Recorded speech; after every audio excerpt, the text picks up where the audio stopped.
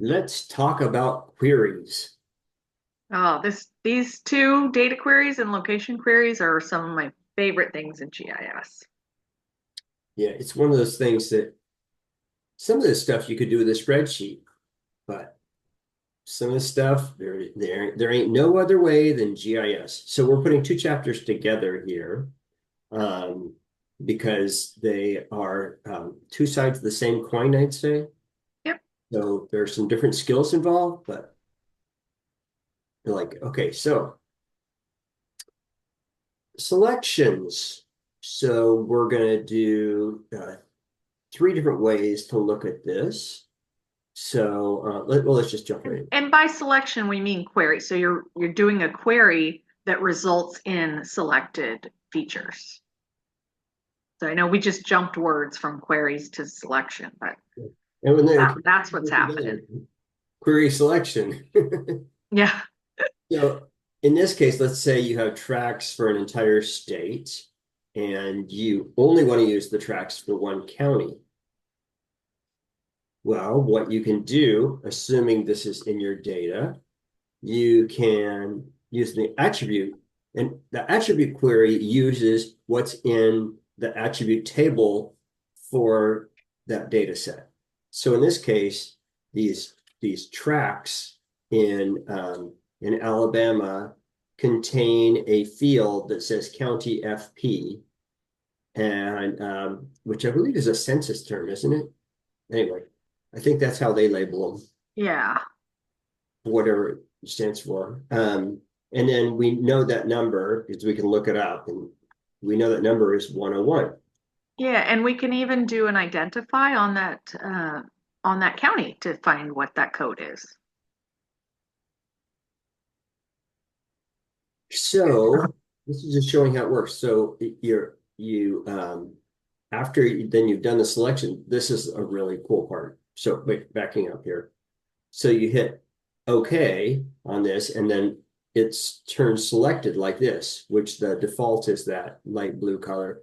I would suggest you not change that, because then if you have something where it shows up like that, you'll know that it's selected, and somebody else looking at it will go, oh, you have a selection there. Yeah, it's kind of universally Yeah. recognized as a selection. So, Occasionally, people will try to use that color for something else, um, yeah, in outline, and then people just assume that you forgot to turn off your selection. yeah. So leave the default and then don't use it for other stuff. Okay, so now it's selected those. And then this is so cool. You just right click on the layer and then click on data and then export features. And then, like, see here, we're going to use those selected records, which is the 71 here. And we're That's going to the little create this toggle. Montgomery County tracks. And guess what? Now we have a whole new layer that it puts us up at the very top. Yep, it adds it directly into your project. Yeah, So that's nice. You don't have to do another step of adding it in. yeah, and it's this is something that you use all the time. Once you learn how to do it, you just do it all the time because Yeah. it's just really handy. What was I using it for last week? Oh, I needed census tracts for a particular area, and so I used the attribute selection and picked them out, and I had it, in just a minute. So, and you can use it again and again. Yeah, also, before we get on to location, we did a query of one variable. The county equaled a certain number. You can do complex queries. So I did one for to find what are you doing? I wanted to go back. There we go. Okay. Sorry. Yeah, so we did one with just one statement, but you see where it says add clause, so you can add. So I had someone ask for um, property information in a six different zoning designations. So I was able to say zoning equals blah blah blah, or zoning equals blah blah blah, or zoning equals blah blah blah. and it did the compound query to find only those zoning codes that I needed. And you have a number of things that you can use here. So in this case, it's something numeric. So where it's numeric, you can say is equal to, is greater than, and so Yeah. on. And like, let's say you want to look at where poverty rate, all the areas where poverty rate is below something, and you have that data in there, then you could say is less income is less than X. But that add clause tool is really neat. So you don't have to do it as multiple steps. Like you went, okay, I want Montgomery County, and I want the ones in Montgomery County that are this and this. Or you could say, I want Montgomery County and whatever the neighboring county is. You could do an or clause then after it, and Yep. get both of them. Yep. So All right. Now the super cool part that can only be done in GIS, and that's location try selection. this with your spreadsheet. So we want to look at the relationships between layers and like find features that are within another layer and so on. So let's go back to the example we are just looking at. So where I was messing around with Alabama census tracts, and let's say I want only Huntsville ones. Well, if you don't have in your data the city, then there's no way to dig that out by using attributes. Right. So using that Alabama cities layer, or this is a different one than the other one we're looking at. So Huntsville is the largest city in the state. There it is. So Oh, select. what a funky shape that is too. Wow. No, it's not Super right. complex. I would not want to draw that polygon. Yeah, I'm sure it made sense at the time. Yeah, I'm sure. I actually spent quite a bit of time messing around with it to make sure I was getting it right. Like, well, that apparently is correct. Oh, So you can see where it says relationship there, have their center in, and there are other ones are completely within, intersect, yeah. adjacent. Oh, there's got to be 10 different choices. It's a lot. So you can play with it if you do have their center in and the results don't look like what you were intending to ask for, then go back and redo it and try a different relationship. This That might happens to me all the time. but Like, I oh, did wait, that's this. not what I wanted. Yeah, because I did that are within, and some of them lap over. And Mhm. so the ones, those edges that lapped over the city limit, then um, those got chopped off. Yeah. So I mean that like the entire that entire polygon was left off. So I had a very anemic Huntsville. And so then when I used have their center in, then it chose all of them. And some of these things down below, that search distance and so on. So like you could do this around a point and you just put in a search, or you could do it around a polygon. Like one that we use all the time is give me all the parcels within 500 feet of another parcel for a project that's being done. Yep. That used to be so hard. I remember we used to charge our planning applicants big bucks for doing that. And now it's just a nothing. And then export those selected features. We already know how to do that. And Yep. Huntsville tracks. Very cool. So proximity, like what I was mentioning there. So let's say that we want within a distance. Yeah. Yeah. So proximity means it's nearness. So you want to know what things are near other things.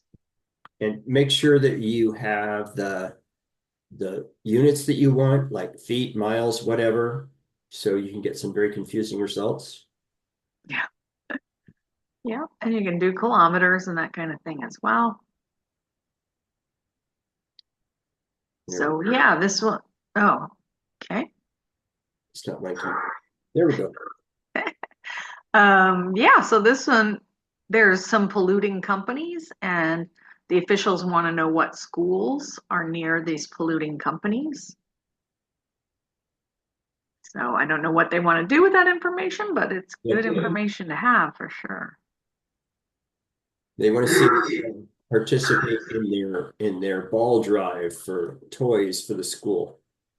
Yeah. We had a company once that was adjacent, a trucking company adjacent to a school, and they said, and when we were concerned about the pollution from the site, and they say, "Oh no, we have a great relationship with the school. Whenever the kids hit the ball over the fence, we always throw it right back." I thought, well, okay. Yeah. And they put that in their environmental study, I might add. Okay, so Seriously? here we want to look at Okay. neighborhoods impacted by construction. Yeah. Another really common thing. Yeah. So who do we need to notify to Right. Particularly along a street, you're going to do road work and you need to notify the property owners, or you need to notify the businesses or whomever. This is a handy tool. Yeah, and here's the thing too, on the little dialog box, the spatial selection method, that's a drop down and there are tons of choices. So play around with it. If you don't get what you think you were looking for the first time, try something else and see if that works better. And there's our selection. Also, you can see that we can uh, apply a search distance to that. So like here, we're looking at flooding. That never happens. Unfortunately, too often. Yeah, there's our selection. So like if you look at this area, we have some that are barely touched, but it still impacts that parcel. So we want to make sure that that is included. So even if it's just touching, but there may be other things where you might want to know only if it's completely within. Yeah. So, just need to make sure you pick the right thing. And here we want to know areas within a zoning district. So we have that zoning district created. And so here we're using completely within. And then see how this one is not selected because Yeah. it's not completely within. Yep, there's one in the lower left. Yeah. Right, two. Well, two. So again, this is when you do your query, take a look and see if it caught everything that you wanted to catch. Yeah. On this one, I would probably do contains the center of Yeah. to catch those ones that it didn't catch on this one. Although they actually wanted completely within. I don't know why Oh, okay. but we know planners. I've been a planner. Bonnie we worked in planning. Yep. Books and planners. So there's some of the options. Completely contains, completely within. So, that's the opposite there. Share a line segment with, or touch the boundary of, identical to, crossed by the outline of, within. And each of those has its uses. You can play around with it and find out what's appropriate. Yep. So that's what we talked about, different ways to do selections.